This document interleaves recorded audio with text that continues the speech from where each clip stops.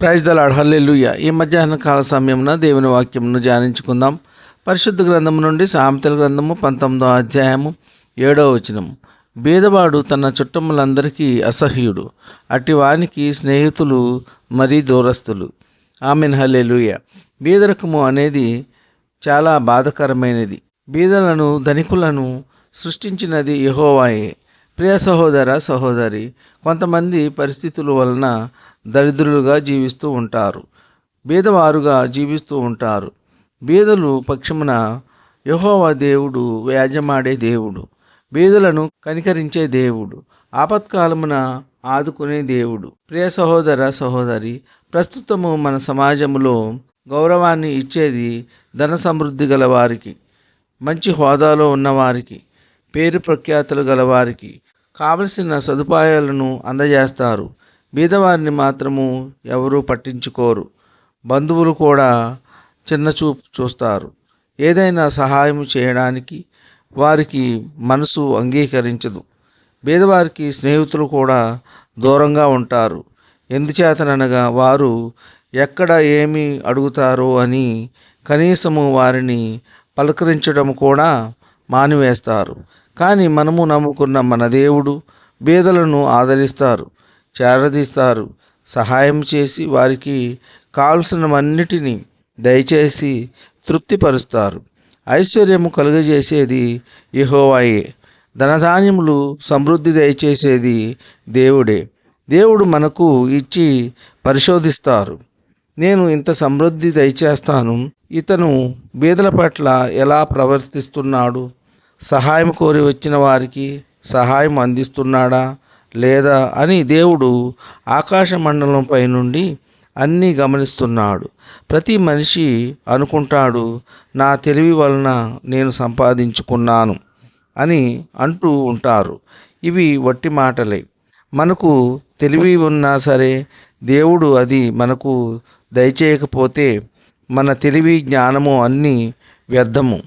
ప్రియ సహోదర ప్రియ సహోదరి, డబ్బులు ఉన్నవని గర్వించవద్దు, బీదలను చులకనగా మాట్లాడవద్దు, వారిని చిన్నచూపు చూడవద్దు. ధనధాన్యములు ఇచ్చినది దేవుడే. కావున ప్రియ సహోదర సహోదరి, దేవుని వాక్యమును అనుసరించి జీవించేవారు విశ్వాసులు, పరిశుద్ధులు, దేవుని చిత్తము అనుసరించేవారు బీదలను ఎంతమాత్రము చిన్నచూపు చూడవద్దు. ప్రస్తుతము వారు బీదలుగా ఉండవచ్చు, కొంతకాలానికి వారు బహు ఉన్నత స్థితిలో, గొప్ప స్థితిలో దేవుడు నిలబెడతారు.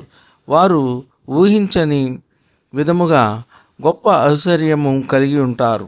ప్రియ సహోదర సహోదరి, బీదలైన వారు ధన్యులు, పరలోక రాజ్యము వారిదే అని దేవుని వాక్యము తెలియజేస్తుంది.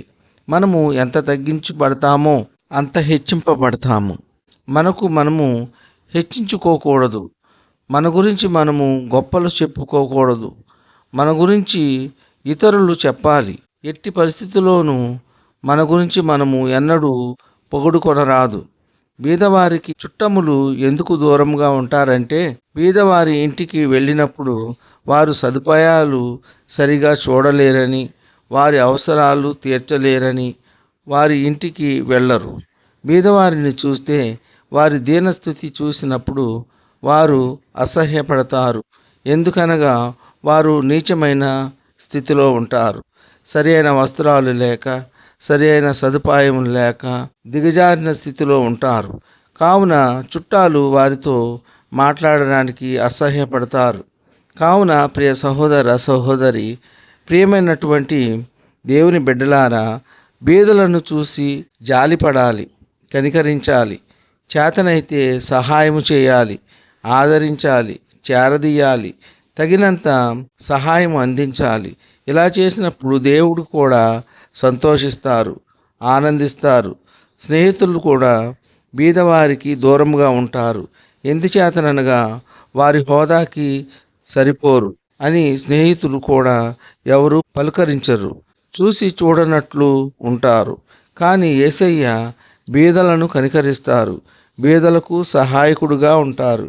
వారి అవసరతలు తీర్చి తృప్తిపరిచే దేవుడు. ఈ కొద్ది మాటలు దేవుడు దీవించునుగాక. ఆమెన్. విన్న వాక్యము దీవెనకరంగా ఉన్నట్లయితే లైక్ చేయండి, షేర్ చేయండి, సబ్స్క్రైబ్ చేసుకోండి. మీ సహోదరుడు కోలా డానియల్.